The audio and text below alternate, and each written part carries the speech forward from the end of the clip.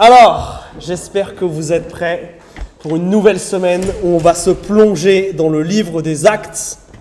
Vous pouvez déjà ouvrir vos Bibles à Actes chapitre 4. Si vous n'avez pas de Bible, prenez votre portable, téléchargez une application, prenez le texte sous les yeux parce qu'on veut laisser la Bible nous enseigner. Alors vous savez qu'on est dans une série qui s'appelle De la parole aux actes, de la parole Jésus-Christ aux actes des apôtres. Une série dans laquelle on parcourt ce livre des actes et on répond à 3 questions. Qu'est-ce qu'une église ? Qui est ce Saint-Esprit qui la dirige ? Et enfin, qui est ce Jésus qu'elle prêche ? Et aujourd'hui, on voit le 3e épisode d'une série qui a commencé déjà depuis 2 semaines. Et il va falloir qu'on se rappelle un petit peu ce qui s'est passé pour comprendre l'histoire. Rappelez-vous, il y a 2 semaines, 2 apôtres de Jésus, Pierre et Jean, comme à leur habitude, vont au temple, ils vont prier, et ils ne s'imaginent pas qu'ils vont vivre plein de péripéties. Ils arrivent au temple, et là ils croisent un homme qui est là tous les jours, et qui fait la manche. Il fait la manche parce qu'il n'a jamais pu marcher de sa vie. Et Pierre et Jean, tout d'un coup, se rendent compte qu'ils n'ont rien à donner à cet homme, aucune aumône à lui offrir. Alors qu'est-ce qu'ils font ? Ils font ce qu'ils ont vu Jésus faire. Ils le touchent, et ils lui disent « Au nom de Jésus-Christ, lève-toi et marche ». Et là, quelque chose d'incroyable se passe, un miracle. Cet homme qui n'a jamais marché de sa vie se met à marcher. Et pas qu'à marcher, à courir, à danser. Il rentre avec eux dans le temple en chantant les louanges de Dieu. Et Pierre et Jean, à la base, ils étaient juste là pour prier, mais cet homme les suit. Et tout le monde le reconnaît. Mais c'était le mendiant qui était assis, qui était paralysé. Et cet homme-là, à pleine voix, se met à louer Dieu dans le temple. Qu'est-ce qui se passe ? Alors les gens curieux vont commencer à interroger Pierre et Jean. Qu'est-ce qui s'est passé ? Et pendant plusieurs heures, Pierre et Jean vont pouvoir parler de Jésus. Vont expliquer que non, ce n'est pas des super-héros, eux. C'est Jésus-Christ qui a guéri cet homme-là. Ça, c'est ce qu'on a vu il y a 2 semaines. Mais vous vous rappelez, la semaine dernière, les choses se sont compliquées. Jusque-là, tout est beau, tout est bien. Mais là arrivent des gens qui ont des problèmes avec les apôtres. D'où se permettent-ils de parler aux gens de ce Jésus ? Ce Jésus qu'on a crucifié quelques mois auparavant. Ce gars, il est mort. Il ne peut pas faire des miracles aujourd'hui. Et alors, on décide d'aller les juger. Mais comme il est déjà tard, on les jette en prison. Et ils passent une nuit en prison jusqu'au lendemain. Et là, ce sont les mêmes personnes qui ont condamné Jésus à mort qui viennent les juger. Situation absolument catastrophique. Mais rappelez-vous, un Dieu totalement inarrêtable rentre à l'œuvre.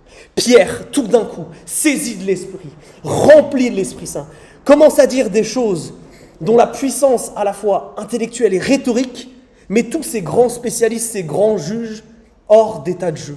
À tel point qu'ils ne savent pas quoi leur répondre. À tel point que la seule chose qu'ils peuvent faire contre les 2 apôtres, c'est de les menacer. Vous vous rappelez de ça ? Ils leur disent, vous n'avez plus le droit de parler de Jésus à partir de maintenant. À partir de maintenant, si vous commencez à parler de Jésus, il va y avoir des problèmes. Des gros problèmes. Et on sait que c'est possible. Ces gens-là ont de l'autorité. Non seulement ça, mais c'est eux qui ont tué Jésus. Alors imaginez que ce ne soit pas les apôtres, mais vous qui veniez de vivre ces événements. Comment est-ce que vous vous sentez après ça ? Je ne sais pas, moi je pense que mon réflexe immédiat c'est de courir dans ma chambre, de m'enfermer tout seul là et d'essayer de comprendre ce qui vient de m'arriver. Comment est-ce qu'on réagit face à ça ? Est-ce que vous êtes des chrétiens courageux, vous dites bon de toute façon ils vont m'arrêter pour évangéliser, donc perdu pour perdu, je retourne parler de Jésus. Est-ce que vous allez avoir peur ? Qu'est-ce que vous auriez fait à leur place ? Eh bien, les apôtres, dans le texte qu'on va voir aujourd'hui, ils vont avoir un réflexe intéressant. Ils vont aller retrouver l'église, leur raconter ce qui s'est passé et prier ensemble. Et j'aimerais aujourd'hui justement qu'on parle de prière. J'aimerais aujourd'hui qu'on s'intéresse à la prière qu'ont fait les apôtres.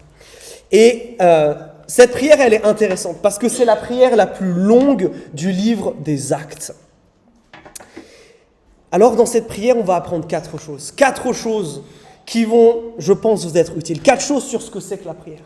4 choses surtout sur qu'est-ce que c'est que la prière qu'on doit faire lorsque on est en mission, lorsqu'on est parti pour parler de Jésus et qu'on a un peu peur. Parce que rappelez-vous, notre objectif, il est marqué ici.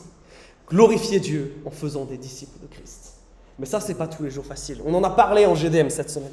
À quel point on a besoin que Dieu nous vienne en aide. Et c'est ce qu'on va voir aujourd'hui. Alors, lisons ensemble le début du verset 23 et 24 dans Actes chapitre 4. Acte 4, versets 23 et 24. Après avoir été relâchés, ils vinrent raconter aux leurs tout ce que les grands prêtres et les anciens leur avaient dit. Lorsqu'ils eurent entendu cela, tous, d'un commun accord, élevèrent la voix vers Dieu et dirent « Maître, toi qui as fait le ciel, la terre et la mer, ainsi que tout ce qui s'y trouve. » Et le texte continue. Mais déjà là, il y a des choses intéressantes. Quel est le réflexe des apôtres là ? Ils vont retourner voir l'église. Regardez, c'est ce qu'on nous dit le verset 23. Mais regardez ce qu'ils vont leur raconter. Que dit le verset 23 ? Il va raconter aux leurs tout ce que les grands prêtres et les anciens leur avaient dit. Qu'est-ce qu'ils leur ont dit ? C'est les menaces. Intéressant, non ? Ils ont vécu des trucs incroyables juste avant. Il y a quelqu'un qui ne marchait pas, qui s'est mis à marcher. Il y a Pierre, qui est quelqu'un qui n'a jamais été à l'école, qui tout d'un coup, rempli de l'esprit, reçoit une intelligence et une puissance pour parler de Dieu absolument incroyable. C'est des choses fantastiques, ça, quand même. Mais, que nous dit le texte là ? Est-ce que c'est sur ça qu'il s'arrête ? Non. Ils viennent leur raconter les menaces. Pourquoi, à votre avis ? Y a-t-il une autre raison, mis à part que Pierre et Jean, eux aussi, ont peur ? Eux aussi, ce n'est pas des super-héros. Eux aussi, même après avoir vécu quelque chose d'aussi fort que ce qu'ils ont vécu juste avant, eux aussi ont peur. Et ils vont raconter à leur communauté ce qui se passe. Et avant de rentrer dans le sujet de la prière, je trouve juste intéressant de s'arrêter sur le fait que on a des apôtres dont le réflexe, c'est pas de rester seul avec leurs problèmes, c'est pas de rester seul avec leurs difficultés, mais c'est d'aller les partager à l'église, d'aller les partager avec leurs frères et leurs sœurs, de lutter ensemble, de ne pas rester seul. Une attitude qui est bien à l'opposé de ce que nous avons tendance à faire. Malheureusement, est-ce que nous, quand ces difficultés arrivent, notre premier réflexe n'est pas de les cacher, n'est pas de se cacher, n'est pas justement de se montrer vulnérable, parce qu'on a peut-être peur d'être jugé, peut-être peur d'être vraiment humble. Mais je veux que vous le sachiez, dans cette église et dans l'église de Christ, ça, ce n'est pas des choses qui doivent avoir lieu. On doit être des lieux où on accueille la faiblesse. Si notre Jésus, quand il allait se faire arrêter, a demandé à ses disciples de venir prier avec lui, si les grands apôtres que sont Pierre et Jean, qui ont écrit tellement du Nouveau Testament, se sont sentis le besoin d'aller voir les autres, alors nous qui sommes bien plus petits que eux, à quelle raison encore plus forte avons-nous besoin les uns des autres ? Alors c'est bien d'être vulnérable, c'est bien de partager ses doutes, c'est bien tout ça, ok. Mais ça ne règle pas les problèmes, ça. Vous le savez, quand enfin vous arrivez à vous ouvrir un petit peu à quelqu'un, à décharger un peu, vider le sac, ça fait du bien sur le moment. Et le lendemain matin, quand le réveil sonne, vos yeux s'ouvrent sur les mêmes problèmes que la veille. Qu'importe les super conseils qu'on vous a donnés, qu'importe l'amour et l'accueil qu'on vous a fait. Et c'est bien pour ça que les apôtres ne s'arrêtent pas là. Regardez, le texte nous dit juste qu'ils ont parlé, mais le texte ne nous détaille pas de quoi ils ont parlé. Ils ont dû sans doute parler longtemps, échanger sur comment faire, quoi faire. Ils ont essayé de rassurer sans doute Pierre et Jean. Mais est-ce que c'est des choses que le texte nous dit ? Non. Le texte veut mettre l'accent sur un truc. Regardez le verset 24. Ce verset 24, il y a un indice important là. Lorsqu'ils eurent entendu cela, tous, d'un commun accord, élevèrent la voix vers Dieu, c'est-à-dire prière. Luc veut nous dire, les gars, ils ne sont pas restés là juste avec leurs problèmes. Ils ont bien conscience que juste en parler, là, ça ne va rien résoudre. Non, il y a un besoin plus grand, c'est d'en parler à Dieu. Et ils ont ce réflexe de communauté. Et ils ont cette chose-là en commun où on a l'impression d'une manière unanime, ils se mettent à genoux et ils prient et ils parlent à Dieu. Et la prière, et c'est mon premier point sur les 4, c'est avant tout inviter la présence de Dieu. C'est ce qu'ils font. C'est-à-dire que reconnaître que là, il n'y a pas de solution. Là, on ne peut pas, là, je suis bloqué dans ma vie. Là, les conseils des autres, c'est sympa, Ça me fait du bien de les entendre, ça me fait du bien de parler. Mais il n'y a pas de vraie solution. Parce que la seule solution, le seul vrai espoir, c'est Jésus-Christ. Et c'est pour ça qu'ils prient. Parce qu'ils invitent Dieu à rentrer dans cette situation, à rentrer dans la difficulté. D'autant plus qu'ils n'ont aucun contrôle sur ce qui se passe. Les hauts magistrats, les juges et les dirigeants sont contre eux. Qu'est-ce que vous voulez qu'ils fassent? Leur seule solution, s'adresser au roi des rois. Ils invitent Dieu à venir dans leurs problèmes. Mes amis, la prière, c'est avant tout ça. C'est cet acte relationnel où on invite la présence de Dieu à rentrer en contact avec notre situation. C'est ce moment où on réalise que nous avons un accès privilégié à Dieu par la prière et on doit l'utiliser. Mais malheureusement, les chrétiens, bien souvent, ça, on l'oublie. Bien souvent, on oublie, et c'est terrible, qu'on a cet accès privilégié à Dieu et on ne l'utilise pas. Rappelez-vous, le péché, cette barrière qui nous sépare de Dieu, ce qui sépare fondamentalement le ciel et la terre, ça c'est là. Jusqu'à ce que Jésus arrive et fasse voler cette barrière en éclats. À ce moment-là, le ciel et la terre se rejoignent. Et la manifestation la plus concrète de ça, c'est que Dieu vient habiter en nous. On en a parlé plusieurs fois, c'est le Saint-Esprit. Dieu est en nous. Dieu ne peut pas être plus proche qu'il l'est. Et pourtant, bien souvent, nous n'avons pas le réflexe d'inviter Dieu dans nos situations. Et c'est paradoxal et c'est ironique. Laissez-moi vous donner un exemple. Imaginez ce jeune homme, pas moi, mais qui souffre parce qu'il est seul. Il souffre de solitude. C'est difficile pour lui. Et pendant des années, il attend. Et un jour, il y a cette jeune fille magnifique qui arrive. Et là, c'est la grande joie.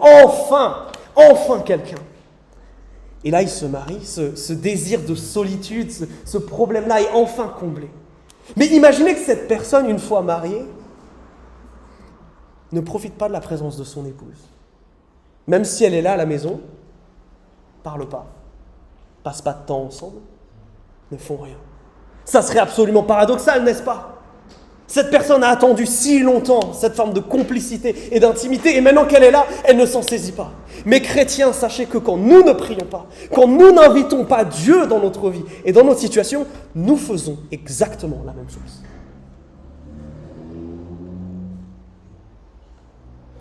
Waouh! Et c'est d'autant plus absurde quand on sait combien Dieu est bon, combien Dieu nous aime, et quand on sait ce qu'il est capable de faire. Alors mes amis, l'invitation de la prière, c'est d'abord ça. Nous inviter à amener Dieu dans les situations où il est juste dans la pièce d'à côté et il n'a qu'une envie, c'est de venir. Que nous puissions avoir ce réflexe d'appeler sa présence à l'aide, de l'appeler à la rescousse, de jamais négliger cette proximité que nous avons avec lui. Arrêtons, mes amis, de seulement lui parler après les faits. Surtout pour lui dire « Seigneur, pourquoi tu n'as rien fait? Pourquoi tu n'as pas agi ?» Mais rendez-vous compte à quel point cette phrase est absurde. Imaginez justement, je reprends mon exemple, que l'époux, une fois le week-end terminé, va voir sa femme et lui dit « Chérie, je suis en colère. On n'a pas passé de temps ensemble. Ça me fâche. » Mais cet homme-là, tout le samedi, il a travaillé, il n'était pas à la maison. Le dimanche matin, il a dormi jusqu'à midi et l'après-midi, il est allé faire du foot avec ses amis. Il n'a pas cherché la relation avec sa femme et il ose se plaindre. Mais mes amis, c'est ce que nous faisons. Quand nous venons à Dieu après les faits, vous vous rendez compte un peu de l'hypocrisie qu'on a, du toupet qu'on a? Mes amis, impliquons Dieu. Notre Dieu veut agir. Donc invitons-le, ça c'est la première chose. La prière, c'est inviter la présence de Dieu. Mais maintenant, on va regarder comment ils invitent Dieu. Ils ne l'invitent pas n'importe comment. Parce que ce qu'ils vont dire de Dieu maintenant, ça va révéler ce deuxième point par rapport à la prière. C'est que la manière dont ils parlent de Dieu révèle et exprime leur confiance en Dieu. La prière, c'est cette deuxième chose. C'est une expression de ta confiance en Dieu. Regardez le texte. Verset 24, qu'est-ce qu'ils disent à Dieu? Maître. Ok, on va revenir sur celui-là après. Mais regardez le reste de la phrase qui est plus long là. Toi qui as fait le ciel, et ça continue, la terre, ça continue, la mer, ainsi que tout ce qui s'y trouve. Ils adressent Dieu comme le Créateur, celui qui a tout fait. Pourquoi ils font ça?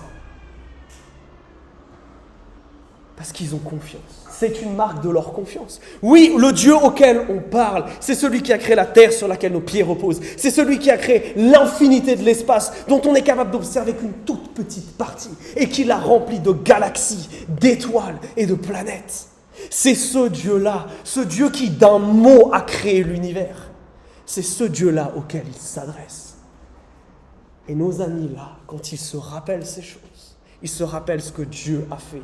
Ils expriment leur confiance à Dieu. Vous remarquez, c'est la première chose qu'ils font. Ils ne commencent pas par demander des choses à Dieu. Et pourtant, ils ont des raisons de demander des choses. Intéressant ça, n'est-ce pas? Ils ne commencent pas par demander des choses à Dieu. Ils commencent par lui faire confiance. Et ça se manifeste autrement. Regardez la suite du texte. Laissez-moi vous l'expliquer avant qu'on la lise. Versets 25 et 26, ils vont citer un texte de l'Ancien Testament, un psaume, le psaume numéro 2, qu'a écrit David il y a plus d'un millier d'années avant ces événements. Et puis versets 27-28, il va en donner l'interprétation. Lisons.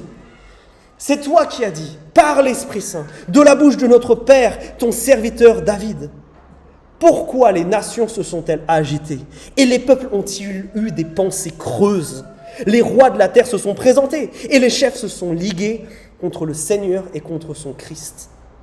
Car en vérité, contre ton saint serviteur Jésus, que tu as fait Christ, Hérode et Ponce Pilate se sont ligués dans cette ville avec les nations et les peuples d'Israël pour faire tout ce que ta main et tes décisions avaient arrêté d'avance. Quel est le rapport avec le schmilblick? Ils sont en train de dire là, ce truc que David a dit il y a longtemps, 1000 ans en arrière. Depuis le départ, on sait que David, quand il a écrit ça là, qui parle du Seigneur et son Christ, ou son Messie, ou son Saint, ou son Oint, ou celui qui a choisi. Tout ça, c'est les mêmes traductions. Ça ne parle pas de David, ça parle de quelqu'un d'autre. Et ce que l'Église est en train de dire, mais en fait, il y a un truc que tu as dit il y a tellement longtemps, on n'avait pas compris. Et là, ça vient de se réaliser. Pourquoi il dit ça? Parce qu'en disant ça, ils affirment leur confiance en Dieu, parce que non seulement il est créateur, mais il est maître de l'histoire. Ce que Dieu a dit à un moment, il l'accomplira. On l'a chanté tout à l'heure. Dieu est fidèle à ses promesses. Ce n'est pas seulement le Dieu qui a tout créé, autrement dit, qui est tout puissant. Non, c'est le Dieu qui est au contrôle de l'histoire qu'il prie. Et vous comprenez donc du coup la puissance de dire des choses comme ça dans un contexte où ils ont peur pour leur vie. Non, notre Dieu, lui, il est au contrôle de l'histoire. Mais ça va encore plus loin. Parce qu'il y a ce verset 28 là. Pour faire tout ce que ta main et tes décisions avaient arrêté d'avance. Qu'est-ce que ça veut dire tout ça? En fait, ils se rendent compte que là, Hérode et Ponce Pilate. Hérode, c'était un juif qui était un tétrarque, c'est une sorte de gouverneur local de la région où Jésus était, au nord d'Israël, qui s'appelle la Galilée. Puis Pilate, c'était un Romain. Ça représente les nations, des Juifs et des Romains, qui se liguent contre Jésus. C'est les gens qui ont assassiné Jésus. Et on pourrait se dire, mais si tu veux, quelque part, essayer de mettre Dieu à mal, la plus grande chose que tu peux faire, c'est d'essayer de mettre à mort Jésus. C'est d'essayer d'empêcher Dieu de faire ce qu'il fait. Mais qu'est-ce que nous dit le verset 28? C'est que Dieu, depuis le départ, il savait. Depuis le départ, il savait que l'humanité allait complètement faire n'importe quoi. Et depuis le départ, il avait son plan de rescousse qui était prêt, Jésus. Et ce qui est incroyable, c'est que c'est lorsque les ennemis de Dieu croient avoir gagné, en ayant tué Jésus, qu'au travers de ça, Dieu sauve l'humanité. Dieu n'est pas seulement maître de l'histoire, il est maître de ses ennemis. Même quand eux croient avoir mis un coup définitif dans le cœur du plan de Dieu, c'est au travers de ça que lui va sauver l'humanité. C'est en ce Dieu-là qu'ils ont confiance. Non seulement le Dieu qui a tout créé, non seulement le Dieu qui est maître de l'histoire et quand il dit quelque chose, ça s'accomplit, mais aussi le Dieu qui est capable de vaincre n'importe quel ennemi qui se dresse face à lui. Waouh! Alors mes amis, qu'est-ce que ça veut dire ça pour nous? Lorsque nous invitons Dieu, est-ce que immédiatement on commence à regarder nos problèmes? Est-ce que ce qui guide ta pensée, c'est combien tes problèmes sont grands, ou est-ce que c'est combien ton Dieu est puissant et souverain? Mes amis, ce qui fait la différence, ce n'est pas la taille de tes problèmes, mais c'est la grandeur de ton Dieu. Si lui, il a tout créé, si lui, il est maître de l'histoire, si lui, il est capable de vaincre ses ennemis, alors j'ai presque envie de dire que ça serait de la folie de ne pas s'adresser à lui. C'est ce Dieu-là qu'il prie. Et ça me permet de vous dire, vous voyez la foi dans le christianisme, c'est pas On espère que tu vas faire des choses, Dieu. On ne sait pas trop si tu existes, on ne sait pas trop ce qui se passe. Non. La foi dans le christianisme, c'est ça. On t'a vu à l'œuvre. On voit la création. La terre, elle est tellement incroyable dans le reste de l'univers. C'est le seul endroit où il y a de la vie. Tout est tellement parfaitement calibré pour qu'il y ait de la vie. Ça ne peut pas être un hasard. Tu as dit des trucs, même si ça ne nous suffisait pas. Tu as dit des trucs dans le passé, et là, ils se sont réalisés. Donc, tu agis bien. En plus de ça, même quand on a essayé de t'attaquer personnellement et de te mettre à mal, tu as quand même réussi à gagner. C'est ça la foi dans le christianisme. Ce n'est pas juste croire parce qu'on pense qu'il y a quelqu'un en haut, c'est parce qu'on a vu quelqu'un agir, qu'on fait confiance à quelqu'un sur des faits, sur des choses qu'il a déjà démontrées. C'est ça la prière, mes amis. C'est parler à ce Dieu-là, en quelqu'un dont on a déjà expérimenté la puissance, la grandeur et la bonté. Alors mes amis, peut-être qu'il faut que nous réformions notre manière de prier. Peut-être qu'il faudrait que nous commencions, au lieu de tout de suite, immédiatement, arriver à Dieu et lui dire « Ah, tu sais pas ce qui m'est arrivé. » Si, justement, il sait très bien. Et peut-être que, comme dans toute relation, la première chose à faire, c'est de reconnaître qu'il est là. Reconnaître qui il est, s'attarder sur qui il est. Parce que c'est comme ça que ton cœur sera convaincu. C'est comme ça, c'est en te rappelant qui il est que tu auras la foi de prier les choses que tu vas prier. Mais regardez aussi comment ils le font. Ce que j'aime, c'est que certains d'entre vous ont compris ce que je vais dire là maintenant. Ils prient l'Écriture. Ils prient ce que Dieu a dit. La manière dont ils se rappellent les choses, c'est qu'ils ne laissent pas seulement leur imagination et leur esprit dériver et improviser sur qui est Dieu, on peut dire ça comme ça. Mais ils s'appuient sur ce que dit le texte. Ils s'appuient sur ce que dit la Bible. Quand ils prient la Bible. Est-ce que vous avez déjà essayé de faire ça? Est-ce que quand vous priez Dieu, vous priez l'Écriture? Est-ce que lorsque vous serez dans ce contexte où vous parlerez de Dieu comme eux, terrifié, parce que là, je ne sais pas si je dois parler à mes collègues. Là, ça me fait un peu peur. Vous serez capable de dire, Seigneur, tu avais dit là, tu avais dit à Pierre de dire des mots. Tu l'as rempli de l'Esprit, c'est ce qui était écrit dans le texte. Eh bien, moi aussi, je vais être rempli de l'Esprit. Que nous puissions avoir cette pratique de dire, Seigneur, tu l'as écrit, ça, tu l'as dit. Je vais te prendre au mot, Seigneur. Tu l'as dit, cette promesse, tu l'as promis. Donc, je vais te prendre au mot, Seigneur. Accomplis ce que tu as dit. La prière, c'est donc inviter la présence de Dieu. C'est exprimer sa confiance. Et puis, pour les deux derniers aspects de la prière, il faut qu'on aille regarder dans la fin de la prière. Les 3 derniers versets. Et il y en a seulement 2 où il y a des demandes. Intéressant, hein? On a eu 5-6 versets qui parlent de qui est Dieu, qui l'adore pour qui il est. Seulement 2 petits versets où les gens vont faire des demandes à Dieu. Intéressant ça. Alors regardons ce qu'ils disent à Dieu. Et maintenant, Seigneur, sois attentif à leurs menaces et donne à tes esclaves de dire ta parole avec une entière assurance. Étends ta main pour qu'il se produise des guérisons, des signes et des prodiges par le nom de ton saint serviteur Jésus. Quand ils eurent prié, le lieu où ils étaient rassemblés trembla, et ils furent tous remplis de l'Esprit Saint. Ils disaient la parole de Dieu avec assurance. Regardez comme il parle à Dieu au verset 29. C'est quoi les mots qui sont utilisés? Seigneur, esclave. Et le verset 24 dont on a dit qu'on reviendrait tout à l'heure, maître. Qu'est-ce qu'ils font quand ils utilisent ces mots-là? Ils déclarent leur obéissance. C'est la 3e chose qu'est la prière. C'est une déclaration d'obéissance à Dieu. Ils disent, c'est toi le roi, c'est toi le maître. C'est pas ce que moi je veux, mais c'est ce que toi tu veux. Quand tu dis à Dieu Seigneur, c'est un mot qui est devenu un peu, presque un signe de ponctuation des fois quand on prie. Mais ce mot-là, il a du sens. Un Seigneur, c'est quelqu'un qui règne, c'est quelqu'un qui a autorité, c'est quelqu'un qui est au contrôle, c'est quelqu'un dont je reconnais l'opinion bien supérieure à la mienne. Est-ce que quand je prie, c'est moi le Seigneur ou c'est lui le Seigneur? Est-ce que quand je prie, c'est ta volonté et non la mienne? Ou c'est seulement ce que je veux et puis s'il reste un peu de temps, on verra ce que toi tu as envie? C'est quoi ta vie de prière? Ils déclarent leur obéissance à Dieu. Et c'est fort parce que juste avant, je ne sais pas si vous vous rappelez, quand les juges là, leur ont fait des menaces, ils ont dit On préfère obéir à Dieu plutôt qu'aux hommes. Ça, c'était des paroles. Maintenant, c'est des actes. Seigneur, on veut t'obéir. Et il le marque parce qu'il demande. Regardez ce qu'il demande. D'abord,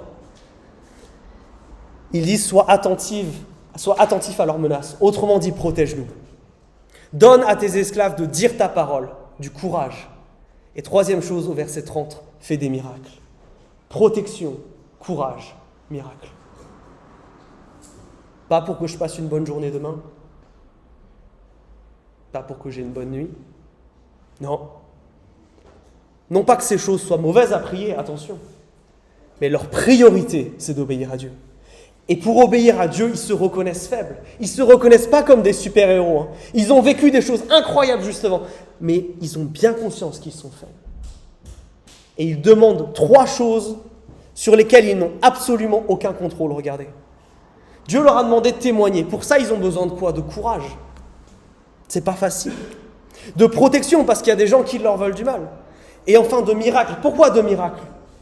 Parce que si vous étiez là avec nous il y a quelques semaines, vous en rappelez sans doute. Quel est le rôle des miracles? Pourquoi Dieu fait des miracles? Pour dire coucou, je suis là. Pour montrer au monde qu'il y a un Jésus qui est vivant et qui agit. Le but du miracle, c'est que ça permette de parler de Jésus. C'est exactement ce qui s'est passé. Cet homme a été guéri et il y a des centaines de personnes qui ont entendu parler de Jésus. Ils ne veulent pas un miracle pour eux, pour leur confort personnel. Non. Ils veulent des miracles pour que Jésus soit connu du monde entier. Ils veulent de la protection.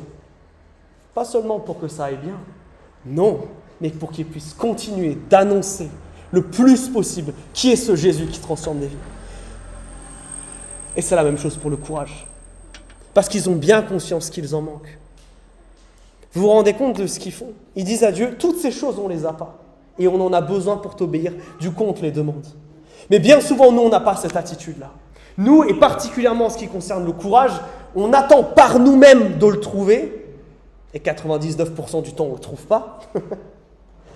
Et après, on va voir Dieu tout penaud en disant, je sais que j'aurais dû dire quelque chose. Je sais que parler de Jésus à cette personne, ça aurait pu changer sa vie, mais j'ai eu peur et je ne l'ai pas fait. C'est bien si tu vas avec Dieu, vers Dieu en lui disant ça. Mais ça serait encore mieux si au moment T, tu disais à Dieu, Seigneur, je n'ai pas le courage, j'ai tellement peur, ça me fait stresser. Viens, remplis-moi de ton esprit, fais quelque chose maintenant. Mes amis, est-ce que nos vies de prière sont marquées par notre obéissance à Dieu et particulièrement à la mission qu'il nous a confiée? Est-ce que c'est ça, premièrement, notre priorité dans notre vie de prière? Je ne dis pas qu'il ne faut pas prier pour autre chose. Je dis qu'il y a une priorité. Est-ce que c'est ça, notre priorité? Est-ce que c'est ton royaume d'abord et le mien ensuite? Dernière chose. La prière, c'est inviter la présence de Dieu. C'est déclarer notre confiance. C'est déclarer notre obéissance et c'est enfin vivre en dépendance de lui. Pourquoi je dis ça? La dépendance, c'est un gros mot aujourd'hui. On ne veut pas être dépendant. On cherche à être indépendant et le plus vite possible. Les plus jeunes cherchent à le plus vite possible pouvoir être indépendants financièrement pour pouvoir quitter papa et maman, malgré le fait que ça les rende tristes, pour pouvoir se gérer tout seul, avoir son propre salaire, son propre appart, être indépendant. On est dans une société qui nous pousse toujours plus vers l'indépendance. Le christianisme, c'est exactement l'inverse. Le courage, quelqu'un qui sera toujours courageux pour prêcher l'évangile, j'en ai vu aucun dans la Bible. Il n'y a personne qui sera comme ça, qui sera suffisamment autonome pour se débrouiller tout seul. Non. Quelle est l'attitude de ces gens-là? Ils viennent voir Dieu et ils lui disent « on ne peut pas ». C'est des choses qu'on ne peut pas, donc on vient vers toi et on accepte de prendre le risque de dépendre de toi. Qui d'entre nous fait ces prières-là? Qui d'entre nous a le courage de dire à Dieu « je n'ai pas le courage de parler de toi, maintenant donne-le-moi » Qui d'entre nous a le courage de prier, surtout le verset 30 « Seigneur, viens faire des miracles. Utilise-moi pour que dans la vie de cette personne-là, il se passe un truc tellement extraordinaire qu'elle puisse te rencontrer. » Mes amis, le plus gros problème de la prière, c'est pas que Dieu ne répond pas, c'est que nous n'avons pas la foi de lui demander des choses. Et des choses grandes, et des choses extraordinaires. Le problème, c'est qu'on se prive de tout ça. Ces 3 choses, la protection, le courage et les miracles. 3 choses qu'ils ne peuvent pas avoir par eux-mêmes. 3 choses sur lesquelles ils acceptent de dépendre de Dieu. Et en faisant ça, ils valident un truc que Jésus avait dit. Jésus avait dit dans Jean 15, « Sans moi, vous ne pouvez rien faire. » Jésus nous avait prévenu. Cette vie chrétienne, il va falloir la vivre en dépendance de moi parce que la vie, elle est compliquée. Parce que la vie, elle est dure. Le problème, c'est que bien souvent, non seulement on cherche à être indépendant, mais en plus, on sous-estime ce que Dieu est capable de faire.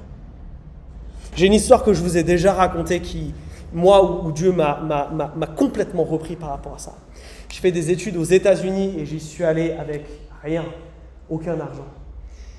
J'étais à Chicago, 1 mètre de neige pendant l'hiver, pas de transport en commun, juste un vélo. Vous imaginez que c'était pas facile. Mais moi, j'étais déjà tellement heureux. J'ai pu aller aux États-Unis, j'ai pu faire des études. Je me sentais déjà tellement béni. Mais j'avais besoin d'une voiture. Il me fallait 45 minutes pour aller faire des courses. 1 heure pour rouler jusqu'à l'église. 20 minutes dans la neige pour aller jusqu'à la fac. Ma vie a changé le jour où j'ai dit « Seigneur, est-ce que tu ne me ferais pas cette grâce-là » Parce que je me rends compte que je ne fais pas mon travail avec excellence. Je suis tellement fatigué après tout ça que j'ai plus le courage d'aller parler de toi. Le jour où j'ai fait cette prière, le lendemain, quelqu'un m'a appelé et m'a dit « Tu n'aurais pas besoin d'une voiture par hasard ?»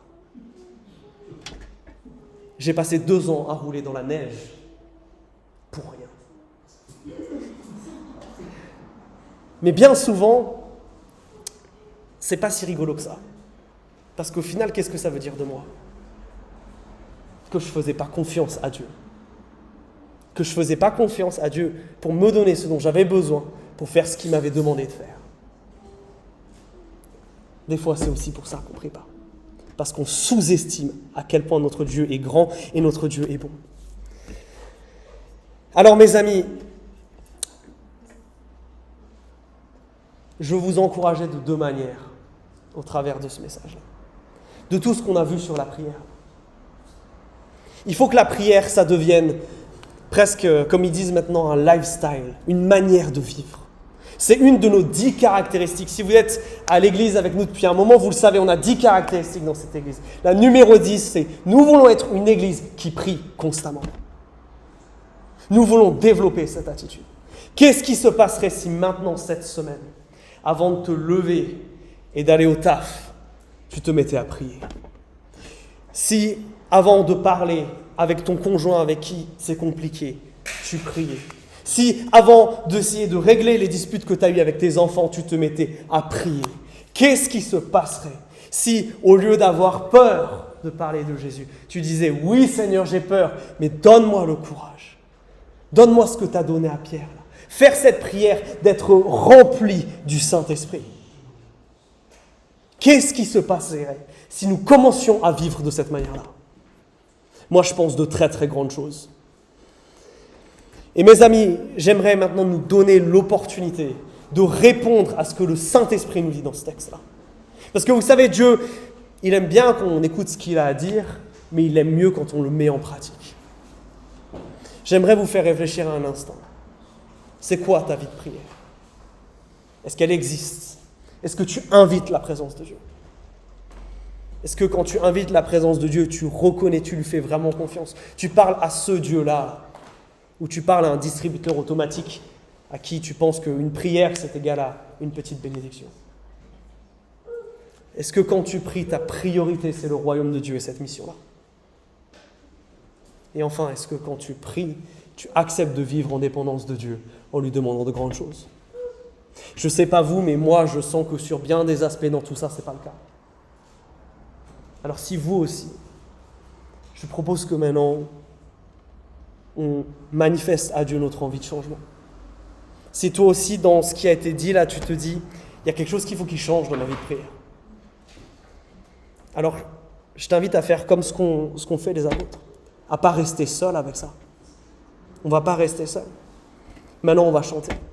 On va déclarer ces choses. On va dire à Dieu, plus comme ça. Maintenant, c'est différent.